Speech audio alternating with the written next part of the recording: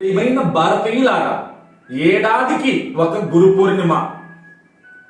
ఎన్ని పనులున్నా పక్కన పెట్టి మన ఆత్మోద్ధరణకు గురుబోధ ఒక్కటే అసలు సిసలైన పని. మనం వచ్చిన పని పక్కన పెట్టి మిగతా పనులన్నీ చేస్తుంటాం. ఇదే మాయ చేసే మహత్తరమైన గోల. ఎప్పుడైతే వచ్చిన పని ఏది ఆత్మను ఉద్ధరించుకోవడం, ఉద్ధరే ఆత్మానాత్మానాం ఆత్మానాం అవసాదయే ఆత్మైవ ఆత్మనో బంధువు ఆత్మైవ రిపురాత్మనః. మిత్రమా, ఆత్మ బలాన్ని మించిన బలం ఎక్కడా లేదు. ఆత్మ బలమే అన్ని పదవుల కంటే ఉత్తమమైన పదవి.